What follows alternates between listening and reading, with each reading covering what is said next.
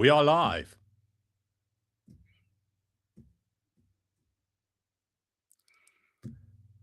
Hello, everybody. It's that time again. It's Friday, and it's a winter wonderland where I am today. We've had snow today, and that means that I'm in a properly good mood. I mean, how you can't get better than that.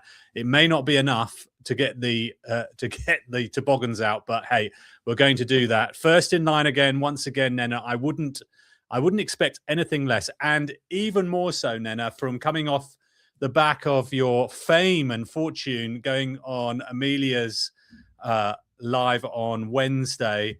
Amazing to see, and so good to see you on there as well. So, you know, we've got famous people in our midst today. So Nena, great to see you. As ever, great to see everybody. Make sure you introduce yourself, say hello to everyone.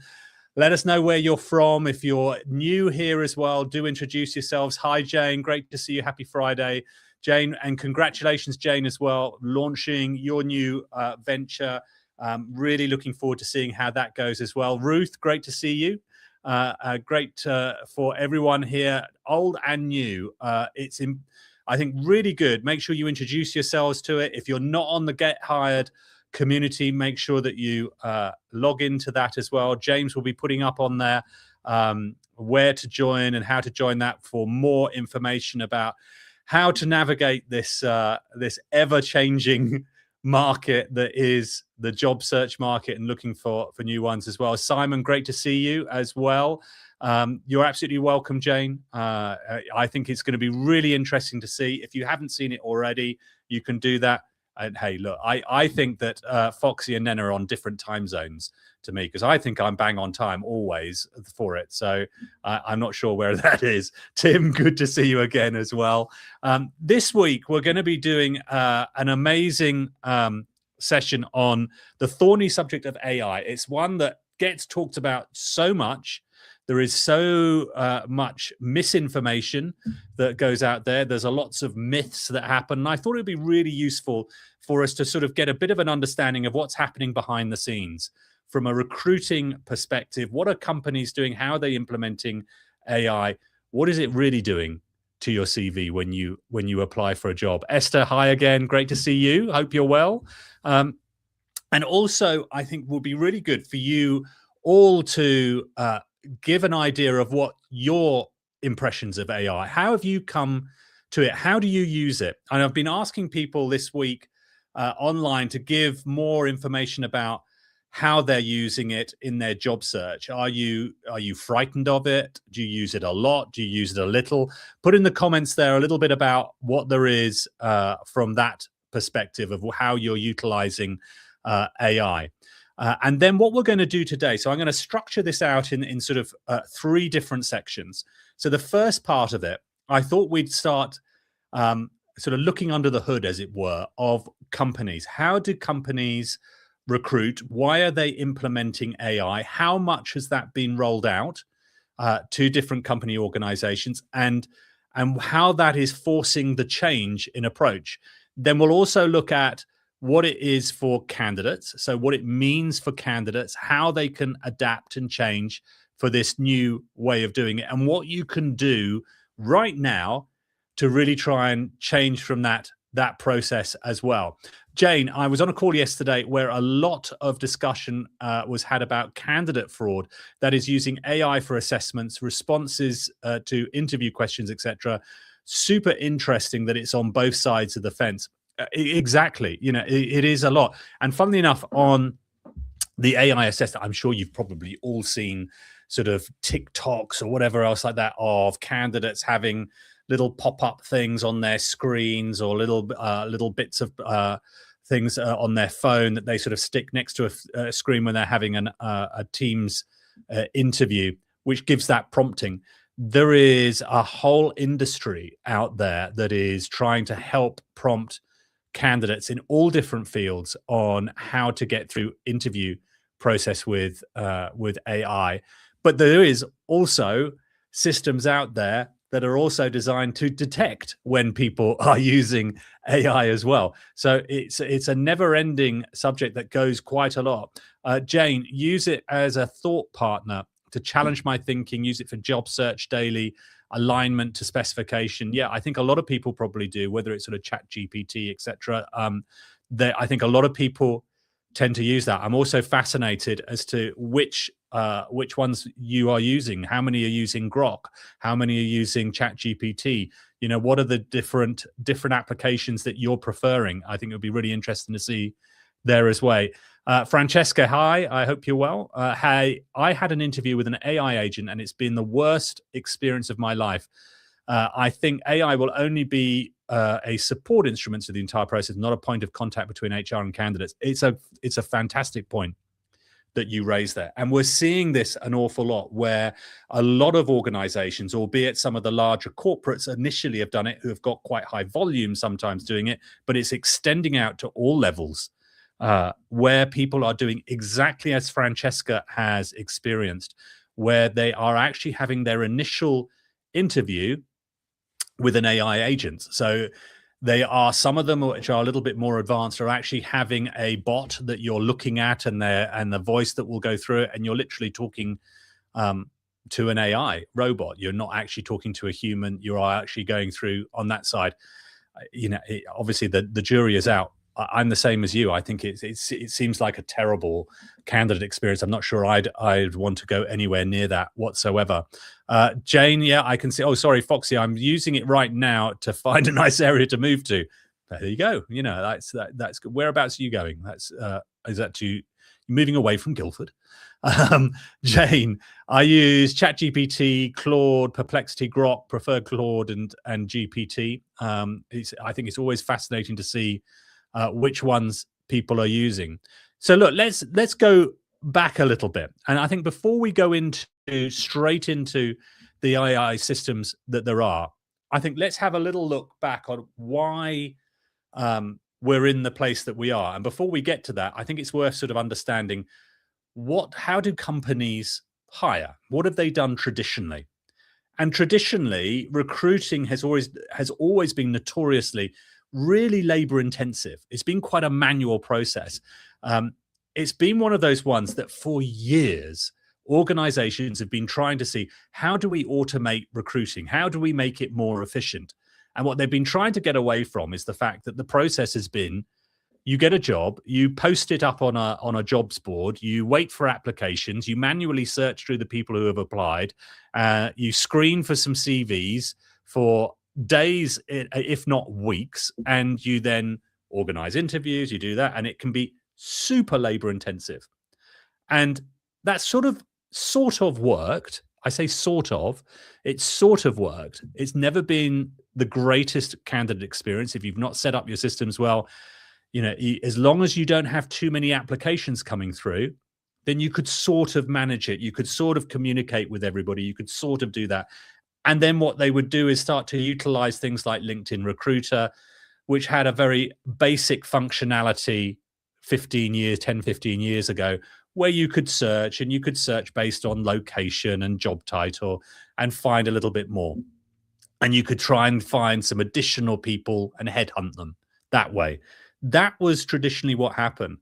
Now, what's happened and what's changed in that is obviously AI has come into it. But amazingly, it is not necessarily the AI at the company side that has driven the change.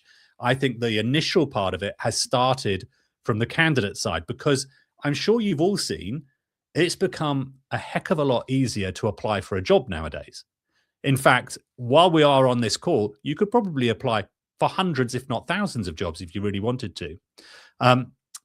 Ruth, and exactly on this, look, you saw a job with 872 applications. I mean, seriously, how is that supposed to be managed? Exactly, Ruth. And that's, I mean, I've seen some that have had, I think my personal record that I saw on LinkedIn had 8,500 applications. It was still published. I mean, why it's still published is another matter, but how many do you need before you can do that? But that's been the point. The initial driving factor has been that you've just got so many applications that if you still have that manual process that we described, recruiting organizations in company just can't cope. They've suddenly been overwhelmed. And then what that expands is you then, if you don't have a great system in terms of communication in the first place, ghosting has just gone out of the window. It's like it's gone completely overboard. Everybody's getting ghosted because you're doing so many different applications. And the reason why we've got so many, there are AI systems out there, in inverted commas, but there are AI systems out there whereby you upload your CV to it, you upload what it is, you answer some basic questions, and then it will auto ping out and auto apply to hundreds of applications and can keep on doing it every single day. So what then ended up happening was AI companies then started to get into it, think, okay, we've clearly got a business case here that we can go to companies and say, you've got thousands of applications. Our AI system can start searching through all of that and start to determine who are the better ones and who is not so good. So that's the reason why things have started to happen. But it's also why that a traditional model of recruiting is slowly disappearing. It's not gone completely, and it'll still take a long while to go, but it is disappearing and the market is changing. And I'm sure that everybody has probably experienced to a greater or lesser degree how that market has changed, because 10, 15 years ago, you could probably apply for a dozen different jobs and you would probably have got some interviews there amongst that, and you probably would have found a job. You probably have got an offer. As it stands now, you could have hundreds, literally hundreds, if not thousands of applications before you even get an interview, let alone that you get a job offer. So the application only strategy is so broken, just in the same way that that traditional manual recruiting process is also very broken as well. Karen, hi. ATS filtering out by keyword works well if you're an exact fit, but not so much if you're pivoting. It does seem like companies miss out on potentially great candidates with transferable skills who could bring a fresh perspective. This is possibly a product of the market, just too many applications, like Ruth observed above. I couldn't agree more, Karen. I think it is exactly that. I think that the systems that people are starting to implement, and I think it tends to sort of sit in a couple of different camps. One is, as we've experienced before on here, is that it's the AI interviews. So in other words, you're being screened at an initial stage by a bot. You're doing a pre-screen video interview and that's being assessed. So that's one way that AI is being implemented on that side.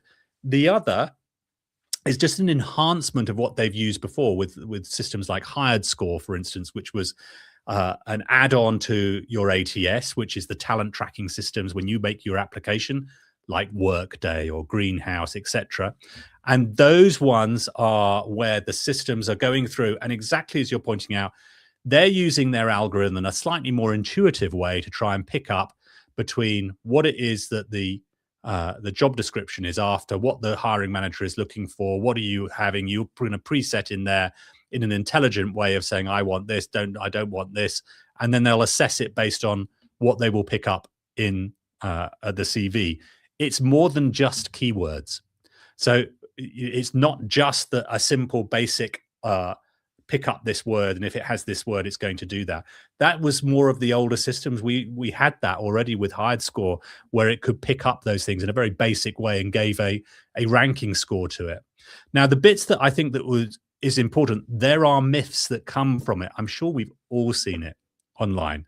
LinkedIn is absolutely full of quotes and content and posts and polls and everything about AI that you can see. And it'll be everything from there are no AIs out there, everybody's doing it manually on one side of the fence, right the way to the other side of the fence, where people are saying AI is screening everybody and rejecting people and it's making these decisions. The truth is sort of somewhere in the middle as to where it is. But the thing is that needs to be borne in mind is the way that AI works is this is changing almost weekly. It is rapidly changing. The companies that are demonstrating to me their capability, their product that I saw maybe 12 months ago are very different to what I'm seeing now. So what I'm being presented with right now of new systems that you can implement into your company and attach to Workday or whatever are miles more improved to the very basic ones that were happening 12 months ago. I think the pace of change is taking a lot of people in recruitment, especially by surprise, has certainly taken an awful lot of candidates by surprise. Esther, and to mention the interviews with AI note takers, how is the data from this being used versus human judgment in recruitment decisions? Look, these are really, really good questions here, Esther. And this is the point that raises an awful lot of subsequent questions. In Europe especially, and I think there is going to be a geographical divide between how AI is implemented and how it's being used to make decisions. So in Europe, across Europe and indeed the UK, we already have data protection with GDPR, privacy arrangements, working out what you can and can't do with your data. We have quite a robust form of discrimination legislation to ensure that you are treating people fairly. Plus, you're then going to start to add into that we have the EU AI Act that is coming into force this year, which determines what you can and can't do, how you declare that you're using it, and also you then add into that pay transparency is going to be added in across the EU as well this year, which will also have an impact in terms of what you can do and how you can implement it. Now, some of that legislation does not relate to places like North America, for instance, and they have their own separate bits of it.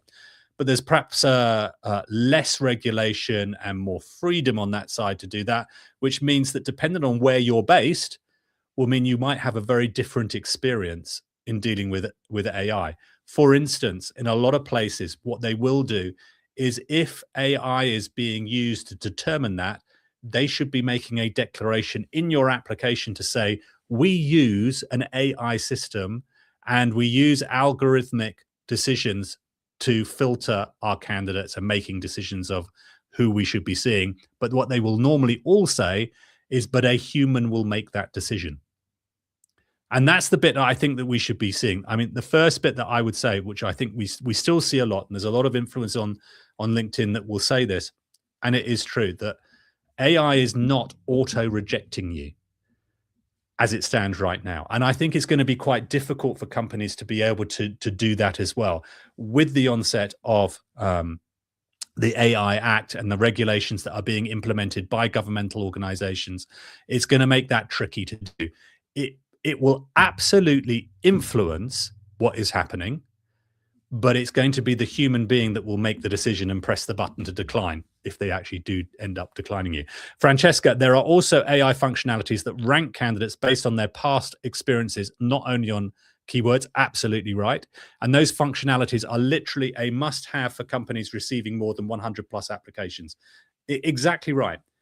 And that's the thing. There's going to be more and more pressure on that. What you tend to find is the companies that are more mature and have set up already, and I've seen examples of that for large corporates, large tech firms who have invested either externally or internally in systems that do exactly that. And they are already doing it. But there is also a lot of companies out there that are yet to have implemented AI. So don't be fooled into thinking that every application you ever make, it's going to be governed by some form of AI that's going to be screening it and determining it, because not all of them will. Companies are also getting cautious with 2 major discrimination cases with Workday and Eightfold. Transparency is going to get better for candidates on how companies are using AI in screening. 100%, Jane.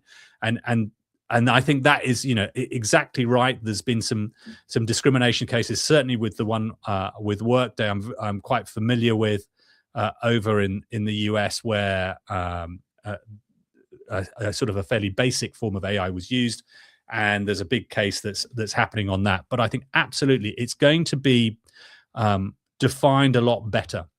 But the message is back to it that I think is how you as candidates, what you can do in order to do it. And I guess unsurprisingly, I'm going to turn around and say this, is that if you have a strategy that is just purely based on I make applications and I make as many applications as I can and I'm rolling that dice, that is exactly what you're doing. You are gambling on other systems. So it's another frame that will come in there that you can't actively influence in order for you to be seen and be spoken with.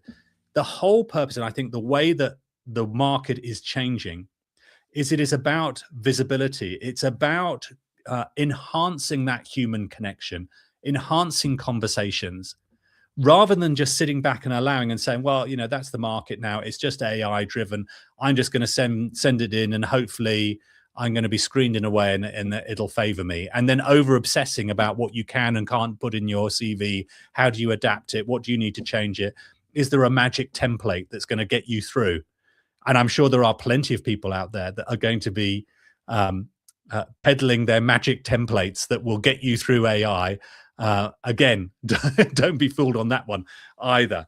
Danielle, just throwing it out there, but given the big pending lawsuits relating to AI systems, worth going back to manual applications as avoids tech and puts power back in recruiters' control.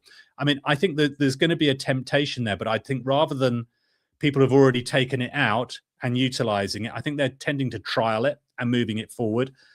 There are a couple of big lawsuits, but there's a couple, and that might have an impact later on, but there again, it may not. It may not have that impact.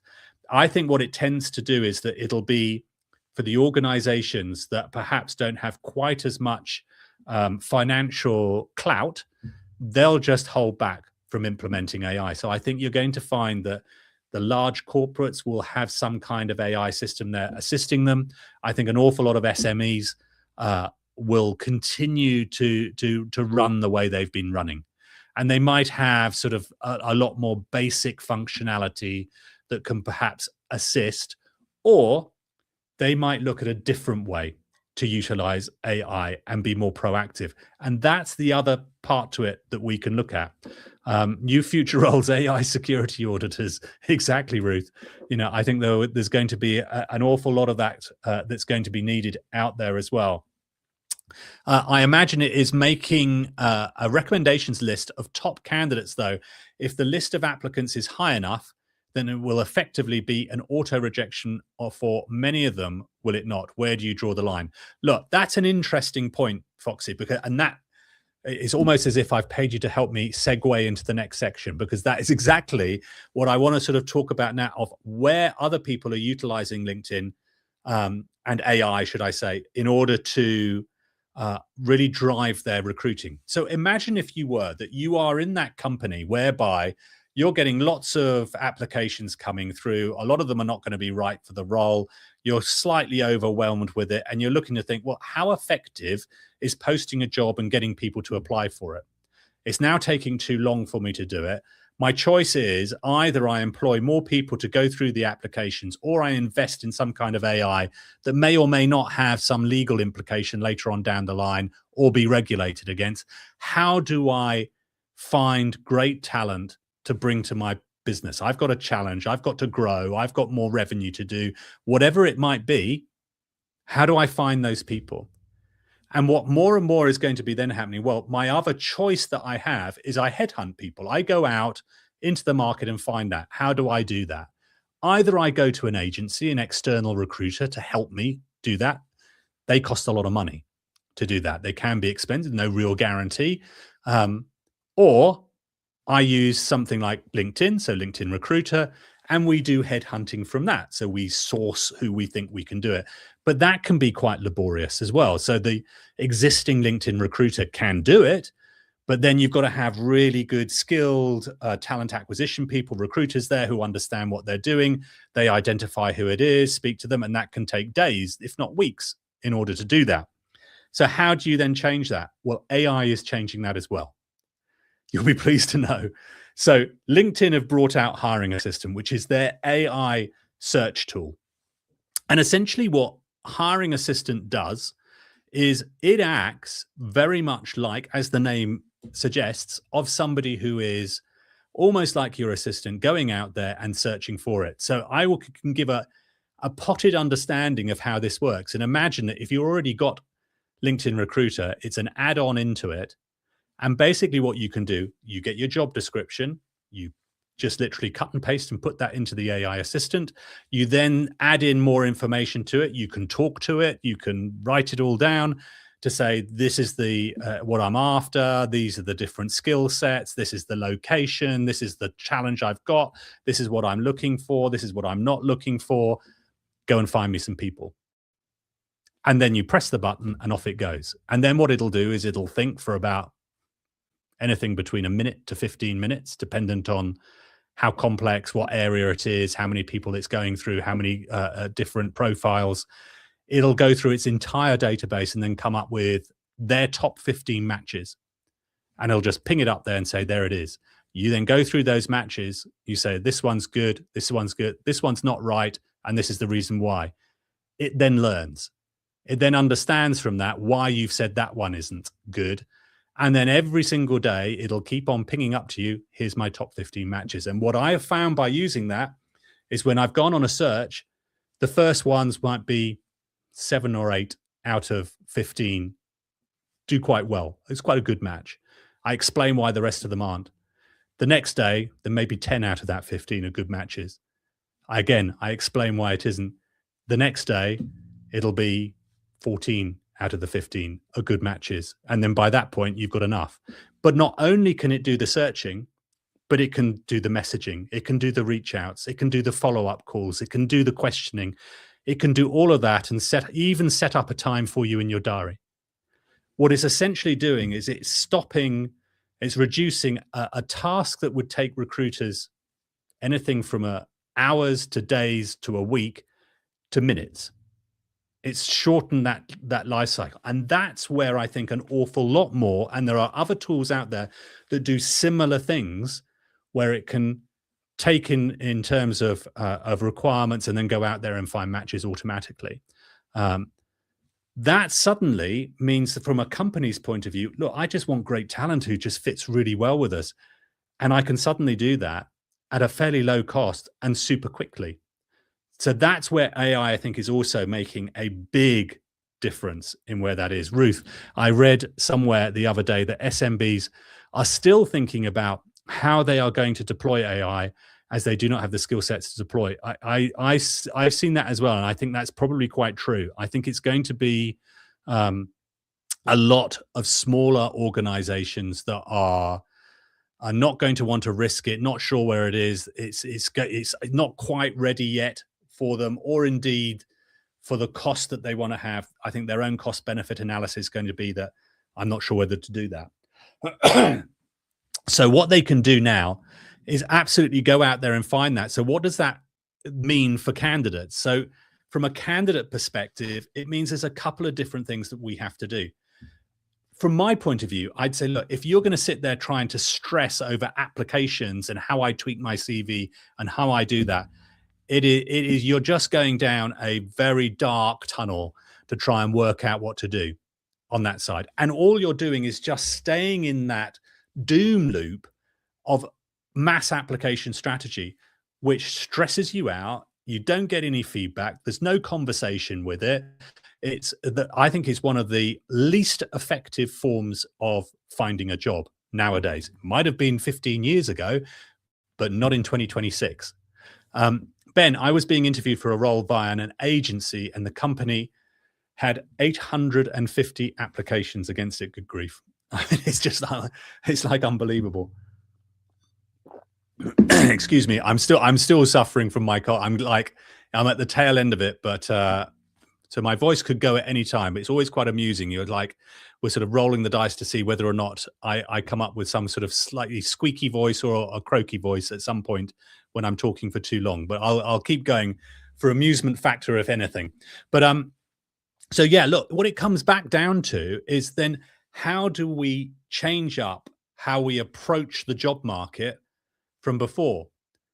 And more so, and this is what's happening, is recruitment organizations and companies are moving more to being proactive than that reactive way that they used to hire.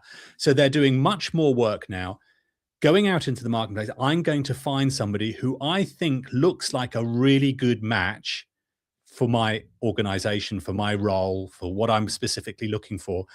And what LinkedIn Recruiter can do with their AI search functionality, and indeed some other ones as well, is it's making that easier than ever before, and indeed more cost effective. Excuse me. And so what they're now doing is utilizing that in order to find really, really good people. So what can you do as a candidate? So it then goes back to what we've always talked about.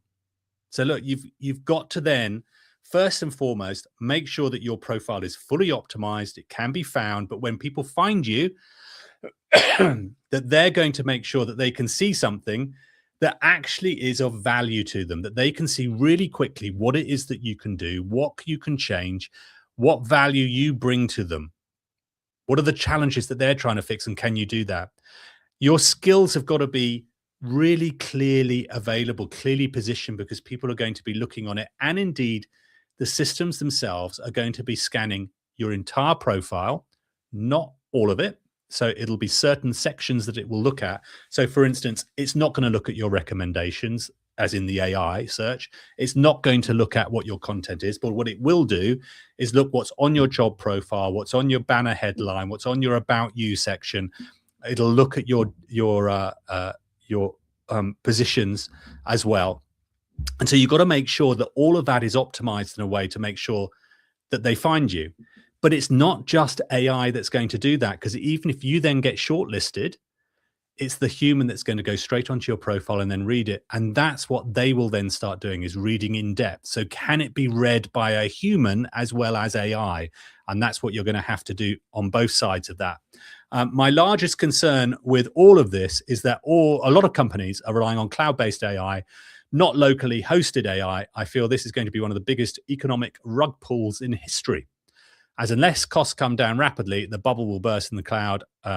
AI will skyrocket in cost. It might well do. It might well do. I suspect if it goes the same way as all of these different systems, that it will become more and more cost effective. I've noticed from my experience anyway, from the recruitment ones that I've seen. Look, I've seen quite a few over the last 6 months, especially. I've seen a lot of different presentations for a lot of different types of systems. I've noticed the cost coming down for a lot of them. I think it's because it's super competitive. There's a lot of different ones that they have that will look at it. So I'm not sure whether it'll skyrocket. I think we're definitely going to see ones becoming more cost effective as we go along. It's whether or not it actually works properly. And also, perhaps in the same way that when video came out, you had do you go down Betamax or VHS? Which is the way that's going to really take the market? And I think the real big push and pull is going to be, do we have AI to just enhance what the original manual system was, which is, do we have AI to search and screen and to screen people and do it from that side, from applications? Or do we invest in AI to go out and find people and connect with people and have those conversations?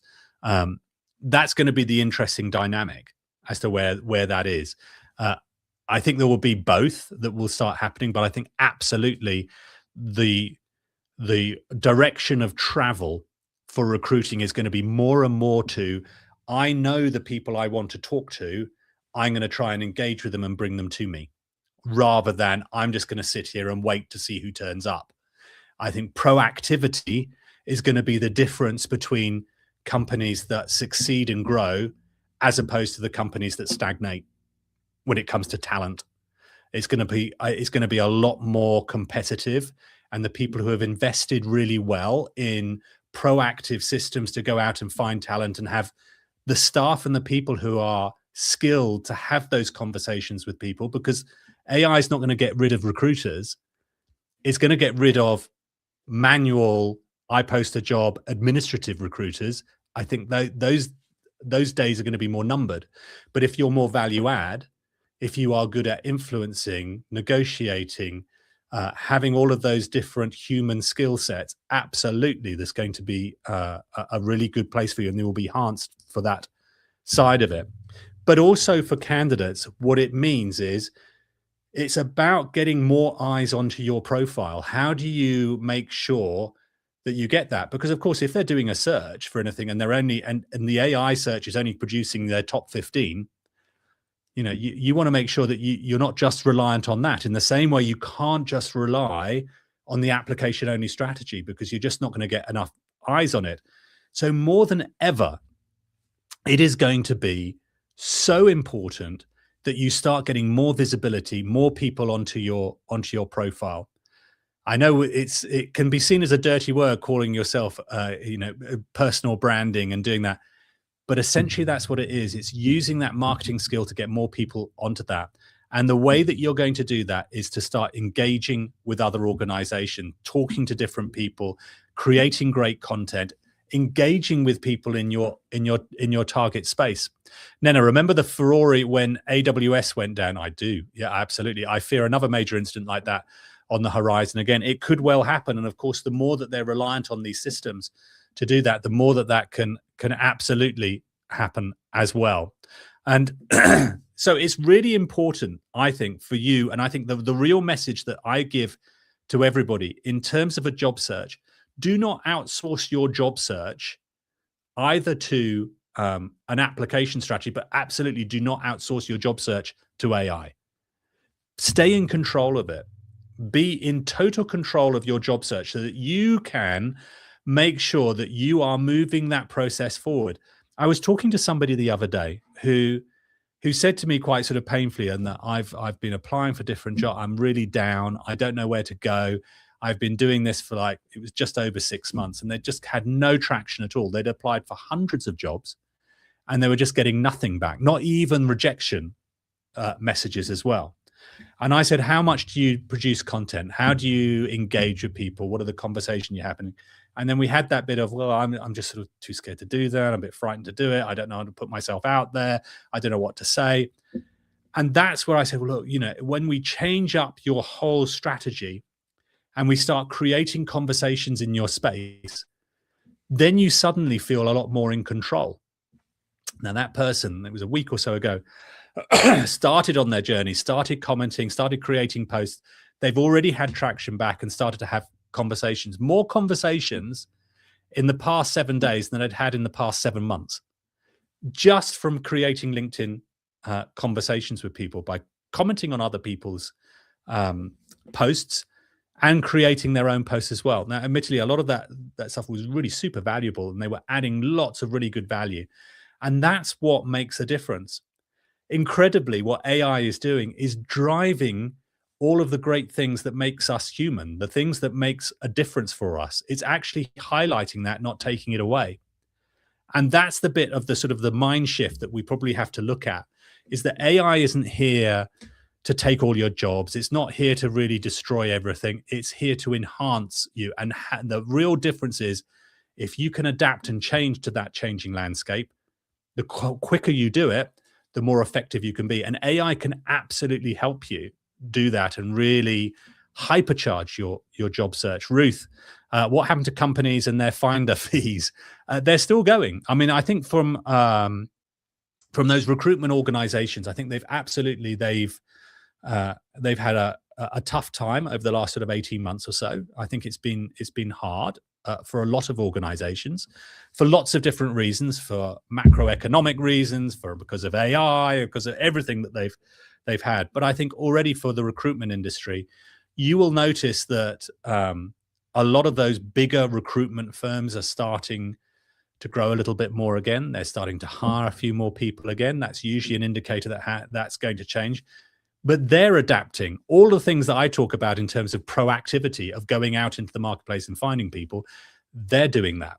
They're investing in that. So they're trying to create a very different set of a business case for their clients, which is going to be about the fact that, yes, we've got the systems in place to find it, but we also have the staff in place that can make the difference, can actually bring the very best people to you. And I think that's going to be interesting. Jane, a challenge is I redraft CV to align with the role. I have breadth of experience, therefore could fit different roles. Then it's out of kilter with LinkedIn, which is where hiring managers go first. Look, it's a really good question. And I get asked this an awful lot. Should your CV match what you're doing on LinkedIn, on your LinkedIn profile? The old thinking used to be, your CV and LinkedIn profile is just your online CV. They've both got to be the same. No, they don't. It's a very different document. So your LinkedIn profile is your landing page. That is your personal branding website. Treat it like this is my shop window. This is what want people to come in and start browsing to find out more about you. It's not just your CV. It's your CV, your cover letter, your presentation, your interview. It's everything in there. And if you have just a very basic and literally all you've got is just, I've just got, this is who I am and these are the jobs I've had, then yeah, you've made it into a CV.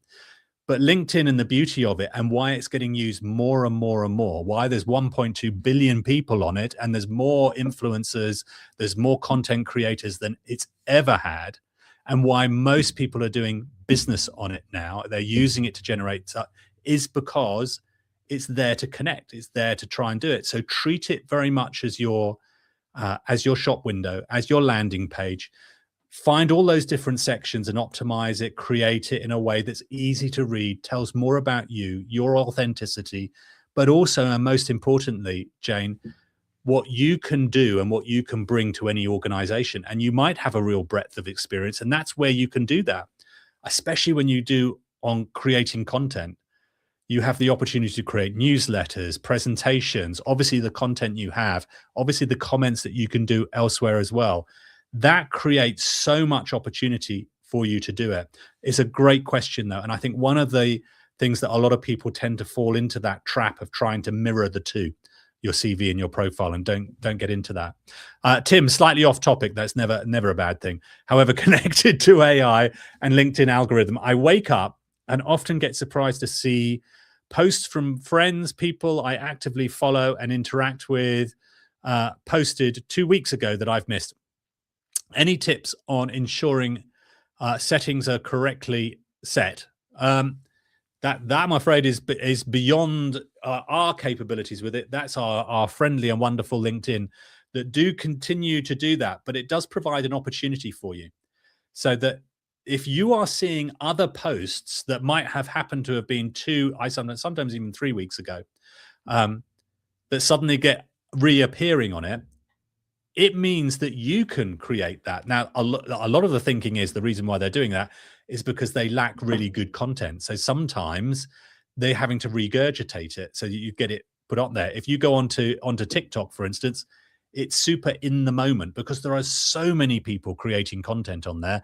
There is no way that they're going to be pushing something that's 3 weeks old. It's highly unlikely because they can't do it. There's too much immediacy there. LinkedIn isn't that. And so that presents you with an enormous opportunity. And that's why I push so hard for people to create content themselves, because Tim, what you could do absolutely is create really good posts, and there's a lot more stickability for that content, which means that you get seen by more and more people. So there's a really good opportunity for it. I know that some people will look at it and think, well, that seems a bit weird because it's about 3 weeks ago. But I suspect that's probably the reason why it is. David, my strategy was to send mass CVs after speaking with other service leaders. I'm now trying to pivot to a new strategy of polishing my profile, creating content. Fabulous. And best of luck with it. Stay with us. In fact, go on to the Get Hired community. We're going to be putting more sections on there in terms of content creation advice. So we're going to create some more advice for you to really help what you can do on that. And we'll be doing that over the coming weeks in terms of how you create content, what you need to do, and how you can get more and more visibility on it. And let me be clear here. Look, it doesn't mean that you can suddenly create content and then tomorrow you've got 1 million people looking at your profile and you're doing well. Consistency is absolutely key, and LinkedIn will reward that consistency. So sometimes it can take time, but there are hacks that you can do that you can bypass the system. Commenting is a fabulous way of hacking the system slightly, of managing to get through and to get into the eyes of your target audience and doing that. So, but look, David, best of luck with that and keep going with it. We're coming towards the the end of my session and the end of my voice probably as well. But before my voice goes completely, I want to just reflect a little bit, because I put up this post. I think I talked about this last week, but I had some sort of recognition. I feel suitably embarrassed and humbled to sort of put this out, but I'm going to say it because I think there's a really good lesson for everyone here. About a year ago, I vowed to go all in on LinkedIn, to really change my approach on what I was doing. So just like you and David, just like you said there, well, oh, look, I'm going to start creating content. I'm going to start doing that. February the 1st in 2025, prior to that, I'd done the occasional post. I'd done the occasional bit. I hadn't really done it. All I'd used for LinkedIn was for work, going on to LinkedIn Recruiter, going directly out to people and hiring people. On the actual LinkedIn itself platform, little. I did all the things I needed to do, but that was sort of it. And I decided back then that, look, I can see this gap in this market. I know things are changing. I know that the way that people are interacting is changing. I need to go all in on LinkedIn. I have to do that because I know that's where the future is. And especially in my business, if I'm not doing that, I'm going to be missing out. So I vowed to change that and do that. And my mission wasn't the fact that I want to try and get as many impressions or see how many followers I can get. My whole raison d'etre was that I wanted to help people find a job, that I wanted to give as much advice as I could do to people out there who were really stuck in that I'm applying for a job, hearing nothing. I don't know what to do. I'm really stuffed for it. I'm struggling to pay the bills. I've got mortgage debt coming out of my ears. Whatever it was, I wanted that to make a difference and really help as many people as I could do to try and find work. And I knew that by pushing myself out there was going to help people.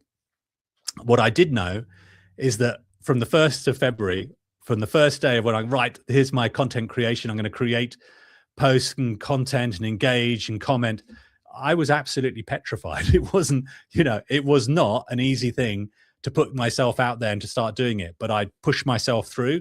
ChatGPT was a big friend of mine to give me a great deal of inspiration and help and ideas. Amelia Sordell, who gave with her personal branding playbook, absolutely helped me to no end, giving me structure and what I should do and how I should approach that market. And I've grown as I've gone along there with it, and then continued to put myself out of my comfort zone. Consistency is absolutely key. As Foxy has said there as well, it does take time, but it does build like a snowball. I love that. 100%. It absolutely does. And a big call out to show with Foxy, as I do most weeks with it. Foxy got out of his comfort zone, created content. His YouTube channel has really taken off, producing fantastic content on that, really doing something that I suspect you never thought that you could do from that point of view. As ever with anything, I think my camera has now finally given up the ghost before my voice has as well. But what I wanted to do is to say a massive thank you to everybody. Thank you all so much. And as ever, as soon as my technology starts to give up the ghost, I've got to as well. Thank you all so much. Enjoy. Have an amazing weekend. I hope that it goes well for you, and we'll see you next week. Take care. See you soon. Cheers. Bye.